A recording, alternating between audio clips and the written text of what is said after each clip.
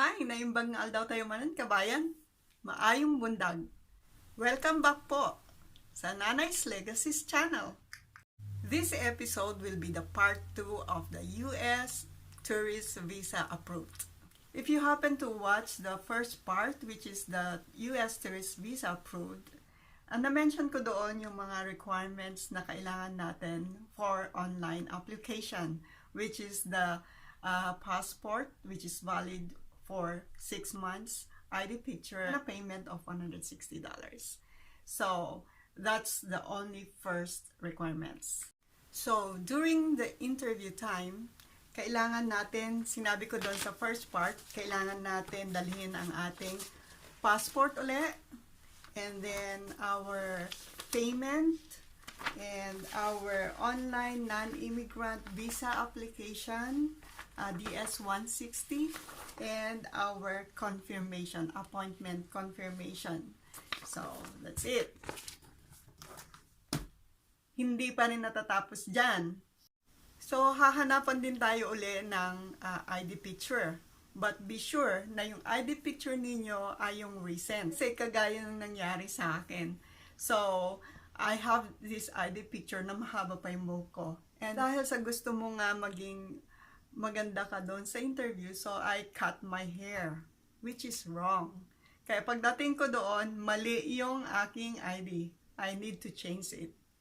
At malaking hassle yun kasi bago ka palang pumasok for interview, mali na kaagad, so stress ka na. So my number one tip is to have your recent ID picture. So remember that everything that the consul is going to ask you varies on what you answer to your DS-160. So you have to provide all the documents that will support to whatever you have written to your DS-160. So first, yung identity natin. Kaya kailangan natin ng certificate, merit certificate, at nag-provide din ako ng legal documents for my annulment. And I mentioned about my children, so I have to provide their birth certificates. And of course, their employment IDs. Dala-dala ko lahat yan. And another thing is the police clearance. So you should be in a country at least 1 year, so you can get your police clearance. So for me, I was in Macau for 14 years. That's why I got my police clearance in Macau. So the first requirement na hiningi sa akin ng consul ay yung employment certificate na hindi ako nakakuha because my boss was out of the country that time when I had my interview. So I just presented my employment contract. But the thing is, you should provide the employment certificate because hinahanap talaga yon. It's a requirement that you have that employment certificate because the consul is going to ask you about that. So if you have both employment certificate and employment contract, that will be better. The next thing that she asked me is about my bank statement. I said I don't have my bank statement, but I can provide you my payslip. So eto na naman tayo. Hindi tayo para-pareho ng consul na magtatanong sa atin about it. Kaya kailangan i-provide ninyo talaga yung bank statement ninyo. You should provide it. You should have it. And your payslip. Hindi natin alam kung anong hihingin sa'yo, kung payslip or bank statement. So you have to provide your bank statement and your payslip. Next thing that she asked me is about, do you have asset in Macau? We all very know that I am an OFW, kaya wala akong property sa Macau. Kaya kailangan makikinig tayong mabuti kung ano yung tanong sa atin ng consul. And then, sinagot ko siya na I don't have any property or asset in Macau, but I am renting a house in Macau. So, kung ano yung sagot ninyo, dapat meron kayong maipakitang supporting documents. So, yung sinagot ko na meron akong apartment na nire-rent sa Macau, hiningi niya sa akin yung documents na magpapakita na meron nga akong nire-rentahang bahay sa Macau. So, I presented her the a rental agreement between me and my landlord. So everything that she asks you and should have a supporting document, you should have it. You don't have to answer something na you cannot provide anything, any supporting document. You should be very careful about that. One more thing that she asked me is about my previous passport. So I took with me my passports.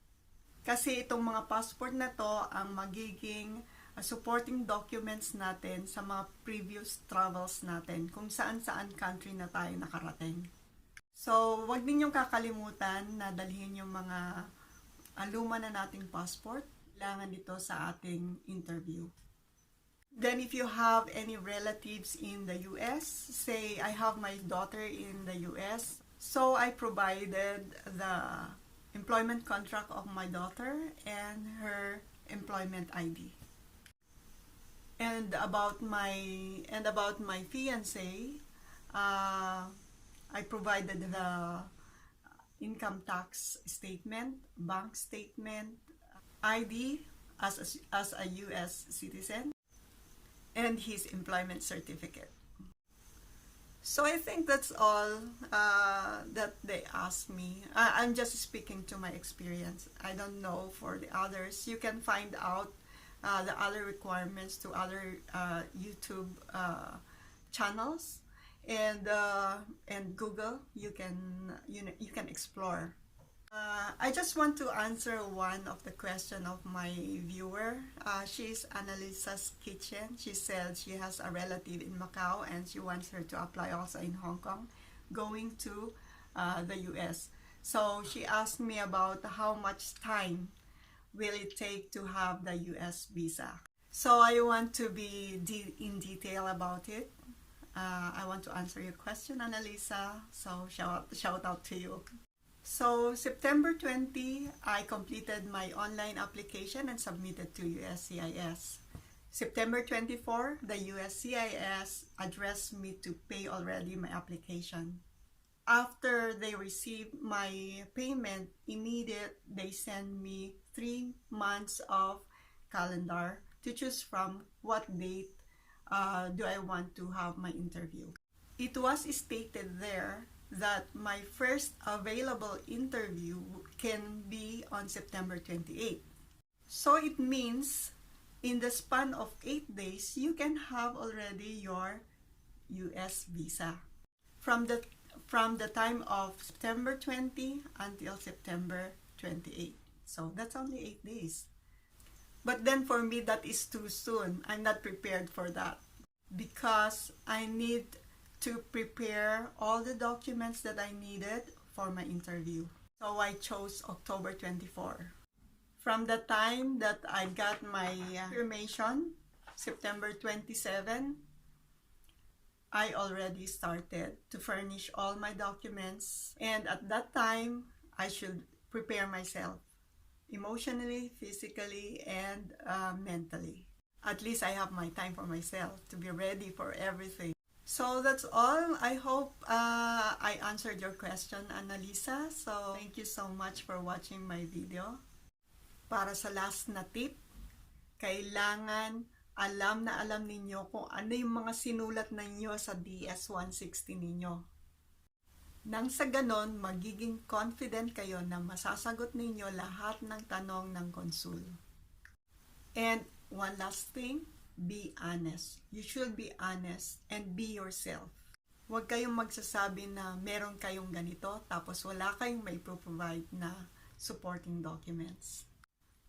Being honest sa konsul, sa mga sinulat niyo sa DS-160, sa immigration, will be a big factor pag meron na kayong plano na magstay for good dito sa US.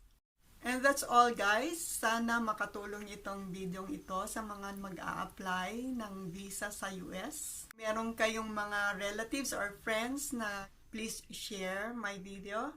At kung bago ka pa lang sa aking channel, remember to subscribe and click the bell button for notification sa mga upcoming nating videos. Thank you so much for watching. See you in my next video. Bye!